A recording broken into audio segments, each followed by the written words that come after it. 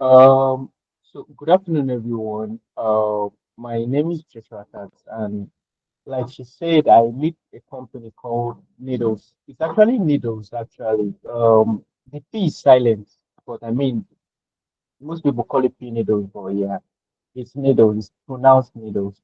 And like she said, yeah, what we do is we make buttons from plastic waste. That's just the summary of what we do. We're trying to create sustainable materials for the fashion industry. I mean, I personally love recycling as a person aside from technology.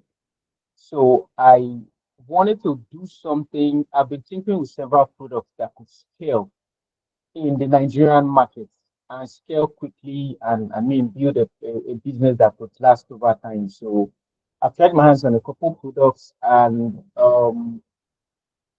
I decided to give Boston a shot, and I can say we're doing well. I mean, we're just like we started in March officially, so I think this is like 9 months in. So, but the numbers are okay. So I can say that we have somewhere that we are going. I mean, it's still really early days, so we can't start talking about profitability or how big the company is going to be yet. But I sure know that there's a market for what we are producing that people are buying. So that's enough.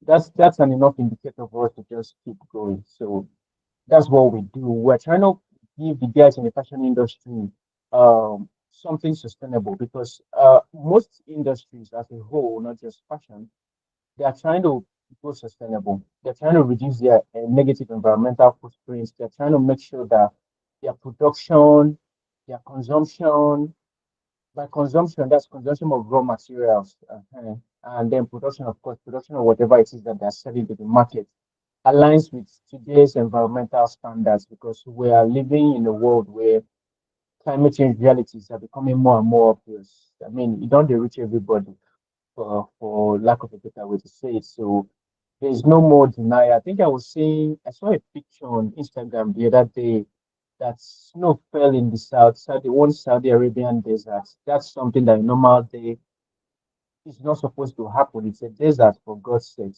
but snow was falling there. So that's just to show that the way things used to be has totally changed. I mean, if you are living in Lagos, Nigeria, you would have observed that this year the rain is still falling down till dry season. And during the rainy season, it wasn't really rainy season as it used to be. Like the times have changed. That's time that people used to plan. For example, farmers used to plan, oh, this is rainy season, rain will come, and this is dry season, dry season will really stay. It's if you observe it, it's really been altered. So automatically, whatever it is that for farmers that are relying on planting rainy season, dry season, their output can never be as it used to be 30 years ago or 20 years ago. Everything has literally changed. So there's climate realities, and everybody's waking up to that realities. And in the fashion industry, one of the things that I observed is that some of the companies that have tried previously to create sustainable materials, it's either those materials cannot scale or it's way too costly for the people in the industry to adopt, especially the people at the bottom of the pyramid. In fact, sometimes there are people big companies as big as Nike, because at the end of the day, they are buying products from you to put into their production processes to sell to other people. So if your product that they are buying is way too costly than what it is that they are used to, they will drop it. They might give you a grant, yeah, you do one or two things, but they'll tell you that it cannot scale and they'll pull out. It's happened several times. I think H&M really recently ended partnership with a company that was into recycling of fabric, said they couldn't scale. The company shut down. So we decided to work on something that is integral to the industry and that can scale because of the fact that the raw material that we're using is abundantly available. So that's why I picked buttons because one, it's small, it's not that costly. The average fashion designer needs it, and we're making it from a material that would always be available as long as, as far as I'm concerned, plastic will be around for the next 100 years. It's not going anywhere because it took hundreds of years to be able to develop that material. So even if you're going to develop an alternative to it, it's going to take some time for it to scale. Things take time to scale. Nothing happens overnight. So there will always be plastic. It's just that governments and systems will be built around managing it better. and then reducing the production. So, for example, in India, they've banned certain types of plastic bags. So you cannot use plastic bags that are below certain. You can't produce for a start. That's below certain microns. That's like the thickness of the plastic bag. So that way they are pushing people towards using plastic bags that can be reusable over and over and over again. So you're not going to see if you not, and I think that's what Lagos is trying to do, though they've not yet effected it. They say they'll do it from January. Yes. So it's giving you an option that you can buy a plastic bag that you can use 10, 50, 100 times, and it's still, because at the end of the day, plastic is strong. It's an excellent material. It's just that it has been used in the wrong places. It has been used in single use needs. So that's where the problem is coming from. So that's why systems have to be built to like fix those core issues. So if you have a bag that you can use 50, 100 times, and let's say you bought that plastic bag for 500 naira for one, you will reuse it. You will not throw it away. Nobody will need to tell you not to throw it away. Because I mean, imagine buying 10 plastic bag, that's 5,000 naira. But the average plastic bag that you get right now, they give you for free. So that's why you can afford to throw it away. But if you're buying for 500 naira for 1,000 for one, you will not throw it away. You will remember to carry it to the store. I don't know how many of us here know Boku or have shopped from Boku. Yeah. So if you go into their shop, they don't give you bags. I've been there several times where people come in. I mean, Nigerians, and they start protesting that they're not going to buy, and they're like, it's fine, you don't want to buy, nobody's begging you. But we're not going to give you a plastic bag. You will have to pay for a plastic bag if you want one. So, and they give you a bag that you can reuse over time. So right now in my bag, I have a Boku plastic bag. So that any day I stop by, I know I have a bag, because I don't want to buy another bag for 100 naira. I have like 10 in my house. I don't want another one. So those are the kinds of structures that will be put in place. So back to the fashion thing. Yeah. So we decided to take the plastic that's in the environment and send it back into the fashion industry. So that way it actually has value.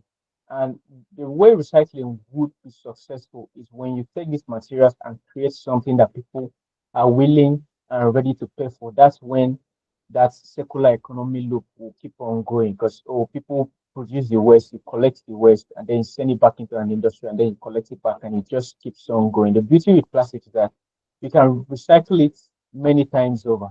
Yeah. So that's how we came about what we're doing at Needles, and so far so good. I mean, we're doing our best. That's the right word for it. We're doing our best, and we are hoping for a brighter tomorrow for the company. So today I'll be sharing ideas on how you guys can adopt sustainability, or how you guys should start thinking towards that. Because first of all, for example, in our business, most of the people that buy our buttons, because currently our buttons are 10 times costlier than what the traditional buttons are in the market. And that's because we are still working on scaling production. We're producing at really low quantity. So, of course, the prices will be high, but it's something that we're looking into and currently working on. So, hopefully, before next year runs out, we should be able to produce buttons locally that will be cheaper than what's being imported. That has always been our goal. So, it's not just to sell stuff because it's sustainable, but to sell it because it's affordable and sustainable at the same time. So why people are currently buying our bottles currently is because they want to infuse sustainability into their production. They want to be able to access certain markets, because there are actually people or certain markets that you can't sell to. You can't give them data on how your business is embracing sustainability, or how it's contributing to a positive environment.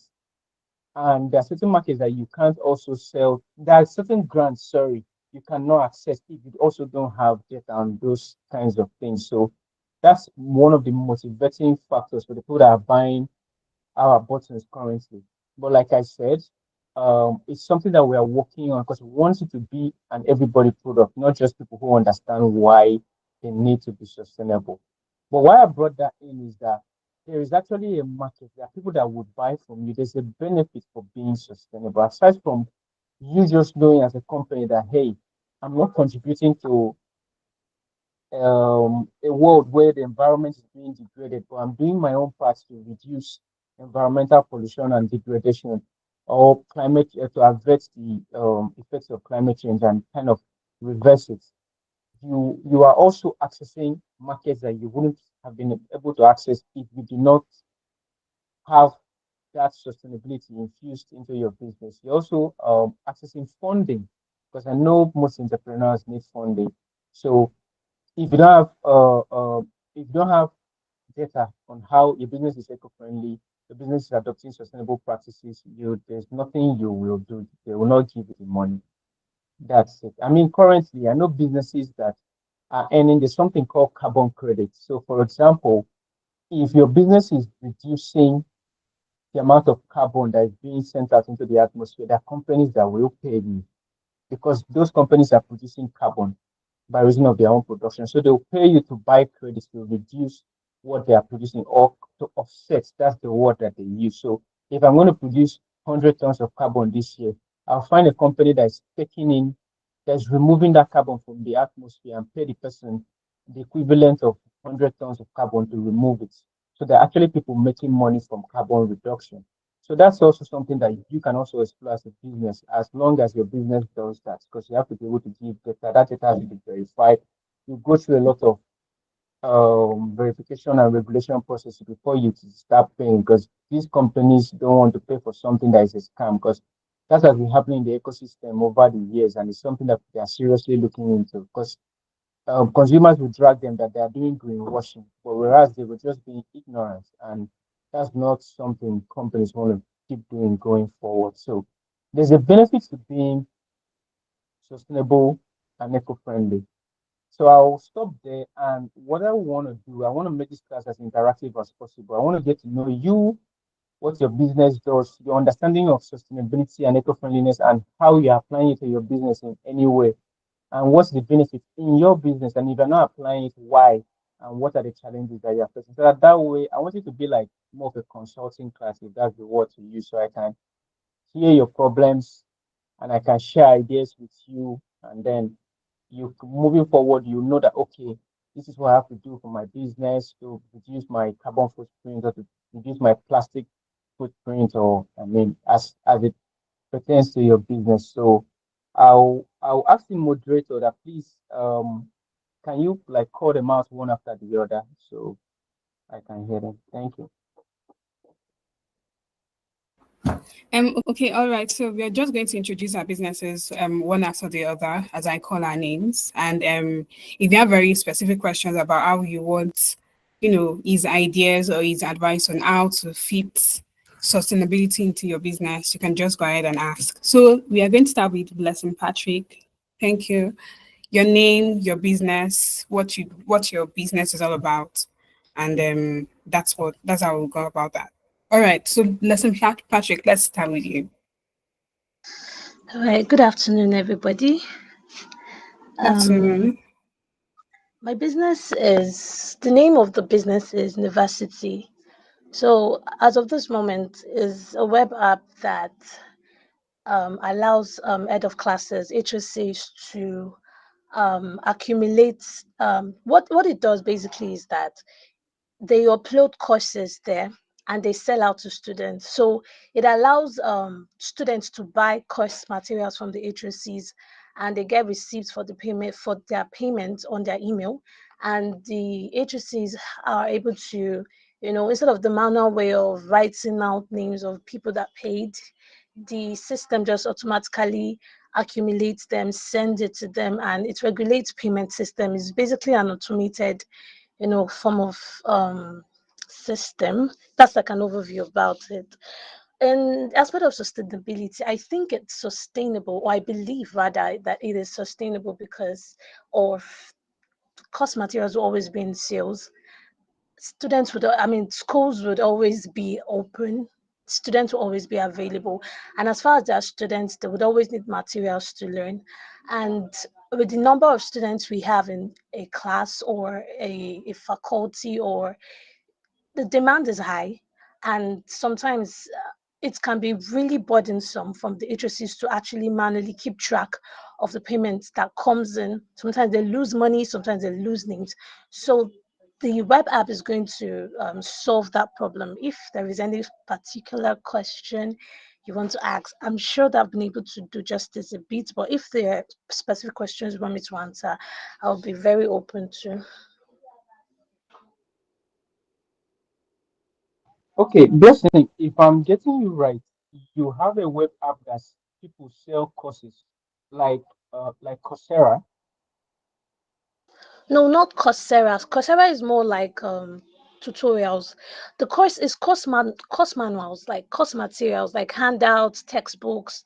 So we just make the payment system very automated instead of manually writing out the names of people that have paid. So it's actually to favor the head of classes, and it's for basically for tertiary institutional students. So it favors the head of classes because I mean very often than not, they are the one that students pay to. They reach out to the lecturer whenever a lecturer has a material to sell. So the lecturer trusts that the HOCs collect all the money for the payment of the course material. So we just make it easy for the HOCs than when there's like 1,000 students in class, instead of them to actually, write down their names and, collect the money. So you get to pay the money online. Once you pay, the HSC will get notified that somebody has made payment, and there's a digital accumulation of names of people that have paid. So it's able to actually go online and see who have paid, who have not, and even the students get confirmation payment, like the receipt of payment in their emails. So that's like how it works. Okay, okay. Though I'm still struggling to understand it. I mean, because maybe I'm not really like familiar with the current university system, but if I get you right, you are enabling people sell like materials that they use to study in universities, and you're making it easier for them to pay for it digitally. Yes, definitely. Okay, okay. All right. So, do you have like an office that you run from, or everything is run remotely? As of this moment, it's remotely because I mean, we're just starting out, but it's something that is on view later on. Okay, okay, okay. So, if someone were to ask you, how does your business generate waste? Do you guys generate any form of waste at all? There is a structure to see that that happens. For now, we are attaching a form of charge fee to the payments made. For instance, if HSC is selling a course material for 1,000 naira, so I think for 1,000 naira to no, from 15 naira to 1,000 naira, the charge is about 45 naira. From 2,000 naira to 5,000 naira, the charge is 50 naira. Uh, so it's like, but our medium of generating revenue is for charges for now. For now. Oh no, I Okay. wasn't asking I about think. that. Okay. Yeah, no, Yeah, I go wasn't ahead. I asking think about. you. Okay, I wasn't asking about revenue. I was asking about waste, like because I'm trying to Oh, wait. see if there's any way. Yes, you are maybe contributing to the environmental pollution, kind of. That's why I'm asking that. Like, I'm trying to see if there's anyhow your business model is doing something negative in the environment or not. So I just know how to advise, and that's it. Not your revenue. Oh, okay. Um, Yeah. okay. If I would say waste, I don't think we are creating waste. If for anything, Okay. I think we're actually reducing waste because if the agency have to manually write down names, they'll use paper. And that Yeah. is not necessary again because everything is done digitally. So we are Yeah. reducing waste. Yeah. Okay, that makes sense. I actually wanted you to say that. That actually makes sense. So if you were to put in an application for something environmental related, I think it would help for you to say that, oh, since everything is being run digitally, and on a normal day, like that entire process would have been run manually, which would have led to paper consumption, which automatically would result in paper waste production. So since you guys are doing this stuff digitally, that's how you are contributing to a safer environment. I just need you to like keep that at the back of your mind. So in case you see an opportunity like that, or you are asked a question like that, you know exactly what to say to them. All right, sir. Thank you so much. All right. All Thank you, right. Blessing. Okay. So, Grace, you can go next. Okay. She has answers in the chat. Her name is Grace, and the name of her business is Grace Fish Africa. It's a fish processing, packaging, and marketing business. It is a sustainable business. She believes it's sustainable in the sense that it avails fish to individuals in a ready-to-eat and convenient way in any location. For example, fish cracker, fish chin chin. Most persons are used to eating fish at home or in the ceremony or their ceremonies, but our business is focused on value-added products of fish. So that's a great business is about fish and therein making fish sustainable and available to her. So she's not in a place where she can speak, but her business focuses on fish supply for individuals who do it and all variations of how fish can be repackaged. That's Grace's answer. Okay. I mean, I think in her case, yeah, what she would ideally look at would be one to observe the entire fish value chain and see how waste is generated or what causes waste in that value chain. Is it in the process of maybe shipping fish from one location to the other and then fishes die? So automatically you have fishes that you're going to dump somewhere or something. And then also with her packaging too, the amount of plastics that you're using in that packaging, do you have a system where people can return it and maybe you can give them something in return, maybe like a point or something, not necessarily like money. They can stack up points and so for example, if you've branded your plastic bags Blessing Fishes, her name is Blessing, yeah. So you've branded your plastic bags Blessing Fishes, and then you tell them that okay, for every Blessing fish bag that you return, which automatically means that they've bought fishes from you. Maybe they have like 50 points, or maybe have 100 points, depending on what works for your business. And then that points can actually be converted to cash. So you can say, okay, if you get to 1,000 points, maybe that would have meant that you bought 100 fishes. We can give you one fish free. Yeah. So that way you will have returning customers because they know that okay, if I keep buying from this person and then I stack up these bags and then I take it back to her, she will give me one fish for free. Or if that because there are different types of plastics and there are different types of businesses that recycle them. So there's a particular business that might be interested in recycling it, and then you go find out the value that they would collect per kg of the type of plastic that you're using for packaging. So that way you will now know if they're charging, say, for example, if they're willing to buy from you, excuse me, 100 naira per kg for your packaging bags, then you can tell your consumers or your customers that, okay, for every kg of plastic that you're returning to us, we will give you, it will result in 50 naira. So when that 50 naira adds up to the value of one fish, then you can give them one fish. So that way, when you're done accumulating these bags from them, you can take it to the recycling person, and then you also get your own value that covers up for the money that you are paying or the default for the fish that you're giving out to your customers. That way, you are ensuring that because as long as you're packaging these items and sending it to them, you are contributing to plastic pollution because they will take that plastic and then they will dump it. So if you set up a system where you can retrieve that plastic back from them, then you can easily put that in your company documentation that oh, this is how we are ensuring that we don't our business does not contribute to plastic pollution, environmental pollution, and environmental degradation. Or alternatively, you could be like, okay, in a year, I sell maybe 10,000 fishes. That's 10,000 plastic bags. How much would it cost me or you go to the recycling company and ask them how much on average would it cost to collect 10,000 plastic bags from the environment. That's how plastic credits work. It's just that it's not yet functional in Nigeria. So by the time they give you that cost, then you now give them the money. So even if they are not pulling your plastic directly from the environment, but they are pulling other types of plastic, so that way you're compensating for what it is that you are putting in.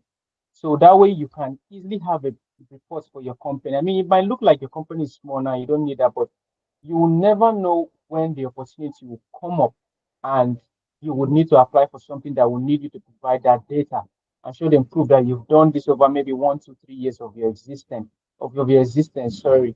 And then you would lose the benefits that come with that. That's it. And then also the customer loyalty, because I mean, even brands like Coca-Cola, Indomie do that from time to time, where you have to return their package and then they give you drinks. So it encourages customer loyalty to your brand. So it's something you should want to look into, just so that you, I mean, begin to align your business gradually towards sustainability. And then, like I said, maybe the transportation process too. I don't know how you get your food items to your fishes to your customers, but if you could look into that transportation freight, that, oh, they're shipping this in cooling temperature control vans or boxes or something to ensure that there's no waste in the process. Those are things you have to start looking into. Just basically auditing your business and looking for ways that you can reduce your negative environmental footprint, because you are actually contributing to it too. We all are. So it's something you should look into. All right, so we'll take the next question. All right, so we have Kiki Saba, please. Kiki Saba.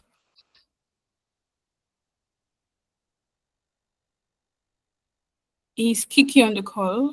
If she is, please unmute and then, just your name and your business. Okay, while we are waiting for her, can we have Oloyede Emmanuel? Your name, what business you do? Oloyede Emmanuel.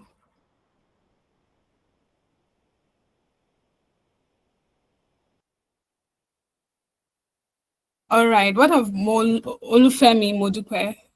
Olufemi Modupe. So you just mention your name and the business you do, so that there can be, it can give its perspective on how your business can contribute to sustainability. Hello, good afternoon, sir. Good afternoon, ma'am. Yes, good afternoon. Rachel, and the name of my business is, or my brand is House of Ray. So we produce female wears, majorly palazzos, that's 2 piece, and we do this with just 18 colors, like natural colors, materials. So we don't do sharp colors and all that. This is practically to encourage no, those colors are eco-friendly. So I don't know. I like things that are calm. I like it when it's not harsh on the skin, and those colors too. They are not harsh on the skin. They are eco-friendly. So that's what we practically do. We make wears, but with 18 strictly on 18 colors, materials. Thank you. All right, Olufemi, what kind of material or what kind of fabric do you use in production? Is it strictly cotton, or you use all types, polyester, linen, and Yeah, we use polyester. We use chiffons and a mixture of cottons and polyester most times, and also lacquer materials. okay, okay. You know, polyester is plastic, yeah. Yes, but we're not Okay, major on it. I understand. I understand. So, and it's just that polyester is actually cheaper than all the other ones, right? I did not get you, sir. I said polyester is actually cheaper than all the other fabrics you use, yeah.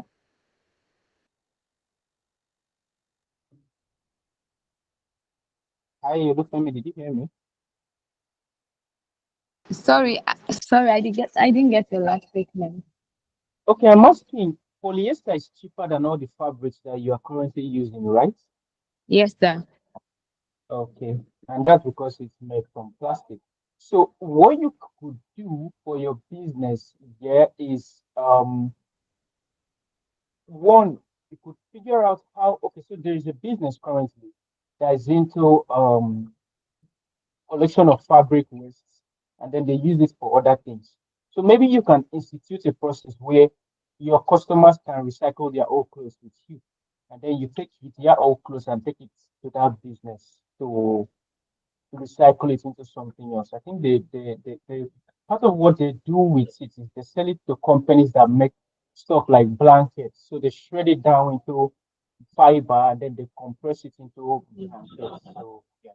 So if you could institute something like that, it still boils down to the same thing I told the lady that's into fish stuff.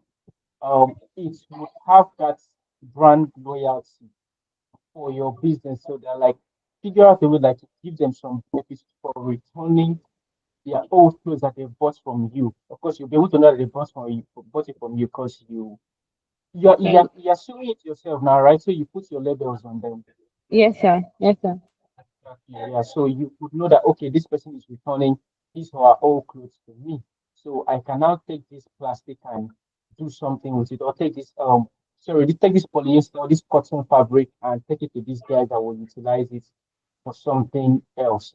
And then aside from that, you could also look into using sustainable packaging for your business. So instead of maybe plastic bags, you could use paper bags that are a bit more eco-friendly because they can easily biodegrade. So if it ends up into the environment, it will not become a problem like plastic does. And then yeah, you could use materials like ours, like bottles, for example, that are made from plastic waste.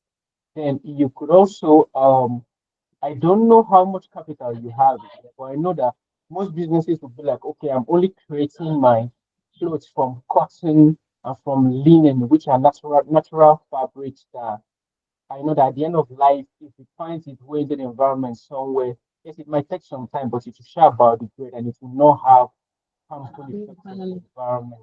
Yeah, so those are like some of the things you can look at and look at what's feasible for my business, what can work at the point that I am in.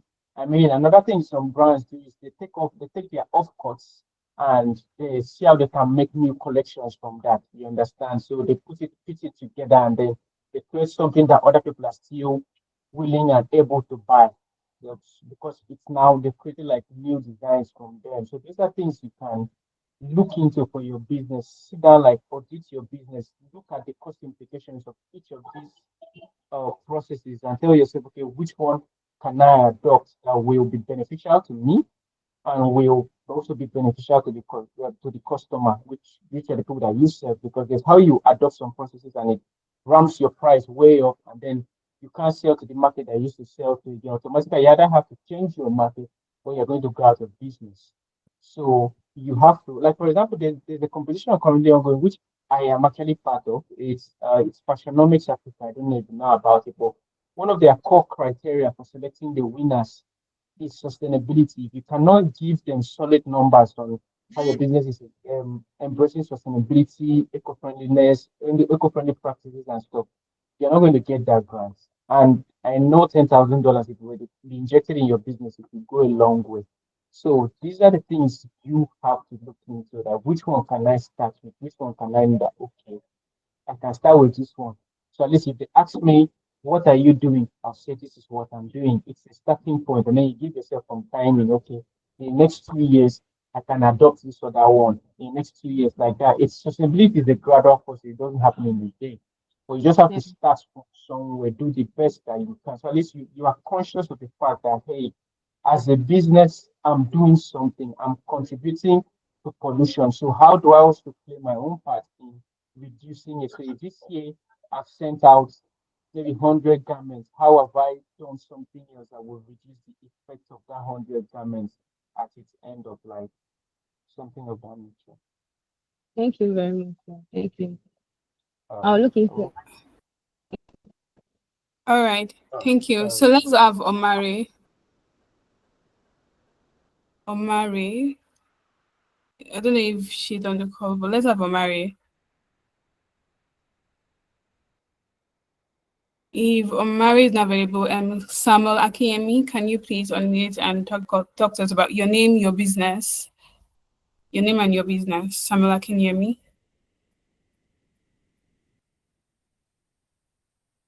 To just mention your name. Sorry. Okay. Good afternoon, sir. Okay, yes. Good My name afternoon. is Samuel Akinyemi, and basically my business is University, which my co-founder has explained earlier. So I was thinking, she has explained everything, and I got the feedback from Mr. Joshua. So I think that's what it. Yeah, she has explained. Yeah, thank you. All right, thank you very much. Adenike, please can you go next? Your name and what business you do.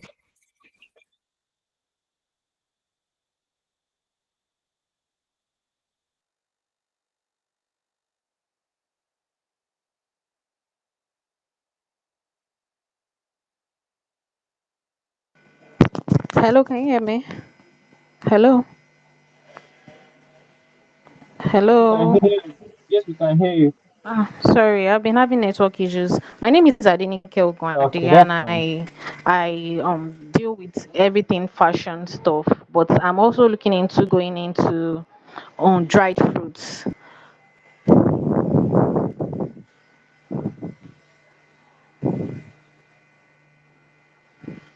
Come again. You said you're looking to go into on dried fruits. Yes, No, no, dried fruit, dried fruit. dried fruits. Yes. Oh, oh, okay, okay. So which one would you like advice on the fashion side or on the dried fruit side? What is the dried fruit? So So which one would you want I'm me to already into the fashion. I'm already into the dried fruit? fashion stuff. I just need advice on the dried fruits. Okay, so what kind of fruits do you dry?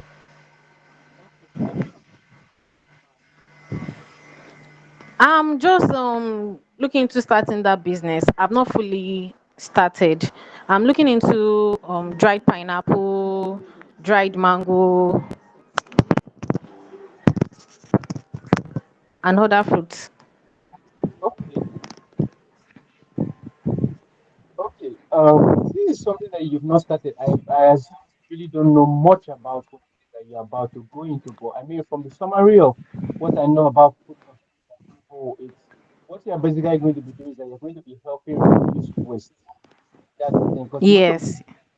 especially that's produced in Nigeria, it's like at least 30 to 40% of it goes to waste because they are not being processed immediately. So they're not Yes. yeah. So if you are doing that already, then if sorry, if that's what you want to do, then you would that already in itself is a reasonable business. What you are doing is addressing food waste. So you can just explain it to the person or in application that hey, this is the amount of waste that is going to this is the amount of food Okay. agricultural food that goes to waste. And what we're doing is we're taking this and we're drying it so that people can have it for a year. So if you dry your food, it can last like maybe 6 months. Something that would have lasted in this, and it can last for 6 months. So that makes sense. And then you also start looking into your packaging. What kind of packaging are you going to use? And how are you going to make sure that you reduce that packaging? Because the main source of plastic pollution is packaging, packaging of food, FMCG products, food and fast-moving consumer goods. So food, beverages, detergent, and all these items that we use like on a daily. That's where the main problem of plastic comes from. So if you're going to be packaging your items, what kind of packaging are you going to use? And then what sets in motion so that you will be accountable for the plastic waste that you will be putting into the environment. I know very soon the Ministry of Environment would begin to have like there will be taxes that companies will start paying. That's if at all it's not even in place. It's just that they've not, I know they've not yet. They might have enforced it for big businesses like Coca-Cola, but maybe not for small business like yours. But I know that that time will come. So it's something that you have to start preparing for. How would you manage this? Would you start looking for eco-friendly packaging, or would you have a system whereby you are collecting this packaging, or we have a system where you're offsetting the plastic waste that you're putting into the environment, which is something these guys really need to look into. They need to start developing offset laws. So, because not every business will be able to set up processes to collect back their plastic waste. So, if you can't collect it, can you pay a tax? And then that tax goes to funding companies that are collecting that plastic and recycling. So that's just what you would have to look into. So I won't say much since you are yet to start the business, but because you have to go in, understudy that business, understudy how your entire processes would look like, then you can now start looking into how you would reduce your maybe your carbon or your plastic from here or the other place. Yeah.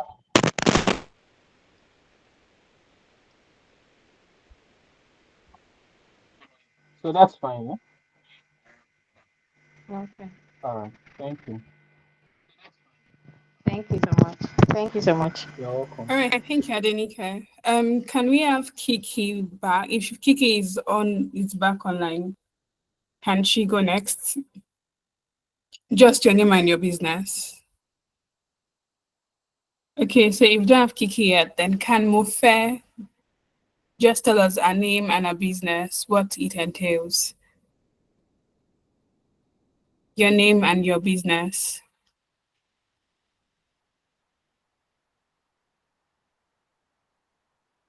All right, while Mofe is getting ready, let's have Peace David.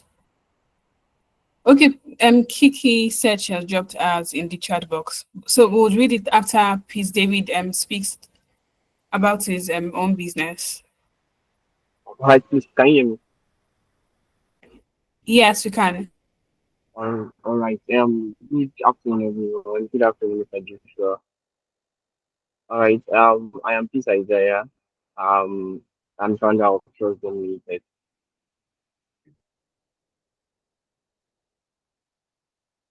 Please, can you hear me? Yeah, so yes, I can hear you. What does your business do? Okay. Yeah, my business is more of a service based, more of a service based business actually. So Trust Them Limited is a marketing and technology agency, and what we do basically is use data to solve the ever evolving problems business face in Africa, going to visibility to understanding targeted audience. So more of what we do is work basically using data to get to get to have a custom roadmap, a custom marketing roadmap for businesses rather than a generic one, which is going to our several projects that we have. I mean our several services basically. So, but from the topic of today, which is sustainability and eco-friendly materials. So one of our services also is in terms of branding materials. So and we also use packaging. We have some packaging materials that we use in delivering our marketing materials, in terms of t-shirts to several other marketing materials. So I feel that is where our sustainability and eco-friendly point actually comes in. Can you understand? Yes, I heard it. So if I'm getting you right, what you do for companies is that you give them data that can make their businesses better, right? Like a data Yes, exactly, consulting. sir. Yeah, like a bigger consulting area. So, but Okay, yeah, for more, yeah, okay. You wanted to say something. Ask what you wanted to say. yeah, data in the sense of like more of marketing and research data basically. More marketing and research data in getting having to draw out a not just a generic roadmap for businesses, but a specific one that actually works for each and every business. Basically. How to get that done. Okay. So are you a data analyst, data engineer? Do you do something related to data, or you just collect and what are you? What's your profession? What's your technical skill set? Yeah, marketing is my major specialization, which is marketing. So data I mean is using getting to draw out data from businesses like businesses that has worked in several meetings, getting to use that data in our claims. Like what actually works for specific businesses, what works for company A may not work for company B. From actually from that's actually our unique kind of proposition, and that's actually what we have been working on. So I don't know, it's more or less like marketing and research basically. Okay, okay. So what I would want to say is if you want to take your business to the next level, I think you might need to get some data related skills like data science, because analysis is Okay. just the maybe somebody has already done the work for you already. For example, so working with data, you have someone that collects, you have somebody that Yeah. cleans, then you have someone that runs the analysis, and then you have someone that makes decisions from it, like looks at the core data and be like, okay, so this is what this data means, and this is what we can use this data to achieve going forward. So, if you can get that skill set, it will make you more attractive in the industry. So, let me give you a scenario. I run a logistics company called Chowdeck, for example. We all know Chowdeck. And Chowdeck, I'm not saying I own it, but like I'm giving an example. So Chowdeck Okay. is trying to, yes, reduce, because one of the things is Chowdeck runs logistics, they're delivering food. So the way they make their business more attractive to you as a customer is the fact that they deliver that food in record time. They make it as fast as they possibly can. And one of the ways they can do that, because I mean, I used to move around and I see how some guys on bikes and bicycles are parked close to um, uh, fast food restaurants, that where they know that, oh, there will be orders. So they just wait, they receive an order, then they pick it, and then they go. But what data can actually help in that scenario is that with data from um past purchases, let's say for the from January to July, or let's just say for an entire year, or like since they've been, let's say they've been in business for like 3 or 4 years, if they've analyzed their data for the last 3 years, they will be able to predict one. They will not even necessarily predict, they will be able to see clearly one, which food item is performing better. Two, at what times are people ordering that particular food item? Where are they ordering that item from? In what quantity? So that way you can now position your riders that, okay, people in Yaba order more pounded yam. So pounded yam has to be packaged in this type of way. So what kind of vehicles would be ideal for shipping pounded yam? Because a bicycle might not be, because it might turn up while you are cycling. The whole thing will just fall. So how do we, with that data now, do we now use that data to ensure that in Yaba we have 80% of motorcycles, 20% bicycles. So the bicycles can deliver maybe items like rice that will not easily fall. But when it has to do with soup, we route those orders to the guys that have bikes. Now, let me also use an example of maybe an e-commerce company like Jumia. Let's say they used to deliver food, for example, maybe yam, orange, and things of that nature. By using data, you collected that data, you analyzed it, and you looked into it, you'll be able to know that, okay, Yaba orders more oranges. So that means we have to arrange it in such a way that our cold chain truck moves, is positioned in Yaba and moves around Yaba faster. Now that way we can get our orders to our customers faster. That's what data enables you. It makes you make informed decisions and really, really sustainable decisions. Because by the time you know who's ordering, what they're ordering, the time that they're ordering, you'll be able to reduce the amount of riders that you're locating. You reduce wastage. That's just the summary of what it is. You're reduce the amount of time of the riders that you've wasted. Because if you're rerouting 100 riders to Yaba, we route in a day, it's only 50 bikers that would be needed. Then you wasted the other 50 bikers' time, their fuel, and everything. And then also, if you are routing 100 riders to Yaba, and then you've designed the system in such a way that these 100 riders can pick up food items in a way that, okay, you know that if they are going to deliver a Unilag, and they are picking that food from Alagomeji, what do they call this? The street sensation that is at Alagomeji. They will pass through Moleye Street. They will pass through Queen Street. So you can tell that rider to pick up 3 items so that the rider delivers at Alagomeji, delivers at Queens before he gets to Unilag. You see that he has saved fuel along that journey and time. So instead of you sending 3 riders to run 3 different deliveries, increasing the cost, if you send one rider to run the same 3 deliveries at that same lane, you automatically reduce your own operational cost and reduce the cost on your customer. So that way, you can now reduce your the price of the service that you're offering. People that are not using data would send 3 riders. So that means the person will end up paying the normal delivery of maybe 2,000 naira, for example. But they are using the same rider to deliver different items to different people on the same route. You can cut the delivery to 500 because they're spending the same fuel. They're not going from Alagomeji to Shomolu and then back to.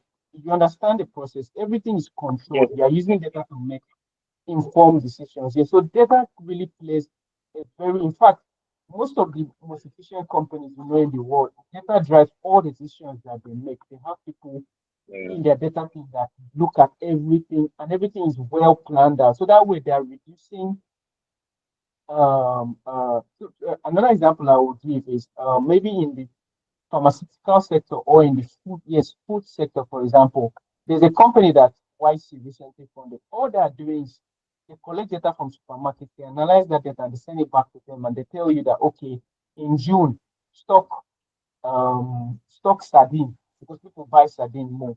In December, for example, stock more rice because everybody's going to be cooking rice because of Christmas. You understand? So that way, you don't end up buying 100 bags of rice in January when everybody's planning, trying to pay children's school fees, and then you hold that inventory till June. Whereas if you had data and you're making informed decisions, you know that in January nobody's going to be looking at buying too much of rice. Everybody's thinking of how do I send my kids back to school, so their mind is in school fees. So that way they might be buying food items more, or they will still have some of the food items they have bought in December spilling into January. So why are you stocking up that much on food items? You're tying down your capital and of course reducing your business efficiency. So if you like double down on your data skills, you can actually build a consulting company that enables them because that's the angle that you'll be pitching them from, that you're going to enable them reduce their waste. If you tell child that I can enable you reduce the amount of riders that you have on the road, reduce the amount of money that they are spending on fuel. They'll ask you how. And if you show them how that's going to be possible, of course they'll pay you whatever it is. Because every business wants, I mean, the goal of every business is if you're either enabling your users make money or save money. So you are going to be able to make more money by increasing their margins because they are reducing the amount of their expenditure. And they are going to, of course, enable them save more. So once your business solve those two major problems, you have a business and they will pay you for it. That's the thing. So I would say that's Thank, something you should be looking at. thank you so very much, Mr. Joshua. Thank you, sir. All right, you're welcome. All right, thank you. So I would read out Kiki's brand and the message she sent to the chat. So the person we have here is Anolua Paul Okikiola Saba, and she's the creative mind behind Urban 99. It is an art clothing brand that specializes in customized shirts and customized painted jeans. She has a vision for visual arts and designs. She has cultivated a unique style that merges creativity with urban fashion. And as the owner of the brand, she is actively involved in organizing content shoots and collaborating with the Canvas crew on various creative projects. So the vision of the Urban 99 brand is to create engaging and expressive clothing that resonates with individuals looking for unique pieces that reflect their personality. So the aim of Urban Night of Kiki through Urban 99 is to foster a sense of community and creativity in the fashion industry. So our brand is a fashion brand. That's what it focuses on for Kiki. Okay, okay. So for Kiki, I think the same advice would actually apply for like the same advice I gave for the other fashion brands. It would basically apply. Look into the fabrics that you're using, look into your processes, look into how you can maybe collect these items from them at its end of life, look into your packaging. I don't know how you paint these items, but you have to look at maybe the environmental effect of the kinds of pens that you're using. Are there sustainable pens that you can use? Because I know it's just that some of these innovations take time to scale.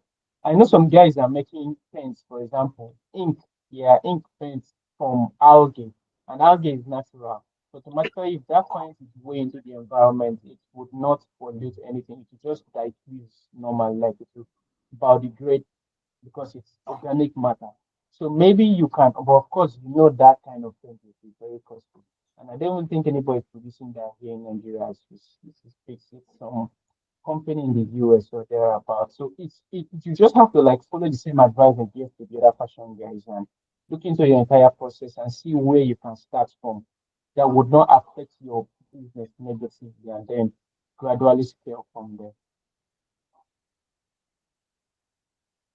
All right, Yeah. thank you. So I think we have Omari, and that will be the last. Omari, if she's on the call and can still speak. Omari.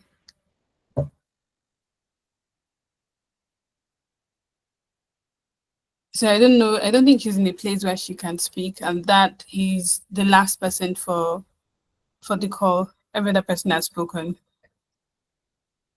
Okay, okay, that's fine. So I just hope you guys were able to like for everyone that had the chance to listen in, you were able to get something, and I hope you actually go back and see how you can implement these things into your business because sustainability is not just a buzzword, it's actually something that can affect your business positively. Like for example, the example I was giving to the guy that does the data thing, what is automatically going to be doing is to enable those businesses become sustainable by reducing wastage. If you are reducing the amount of you're putting 100 bikes on the road to deliver food, that's 100 bikes emitting what do they call it, carbon monoxide into the environment. But if you reduce that to 50 and you're using that same 50 to run the same deliveries that 100 bikes would have done, that's something. You can actually put that in your ESG report at the end of the day. Yeah, that hey, look at how my business has worked towards sustainability, and that will actually still save the business money because the amount of salaries,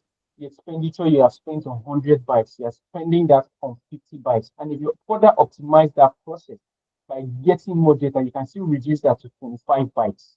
It's very possible. Data makes things easier, it makes things clearer, it makes you make very informed and accurate decisions.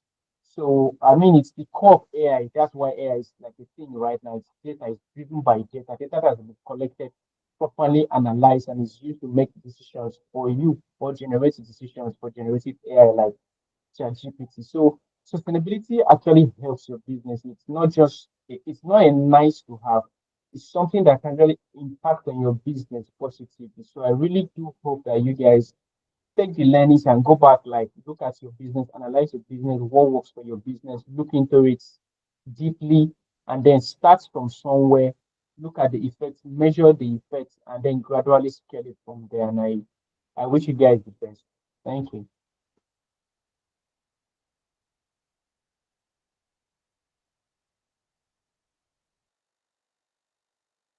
Thank you so much for this lecture. Thank you so much. Thank you. Let's, if anyone has questions, please you can ask in the meantime or drop it in the chat. But thank you very much, sir, for this class.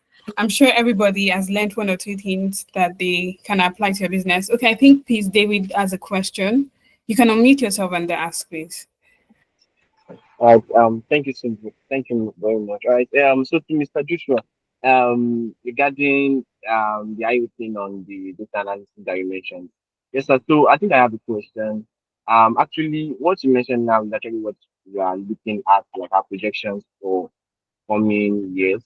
So actually, what we are doing right now is more of manual way of doing things. So what we actually have in mind is like in nearest future getting to automate this this data analysis and getting to make decisions from it, like or getting everything to be automated.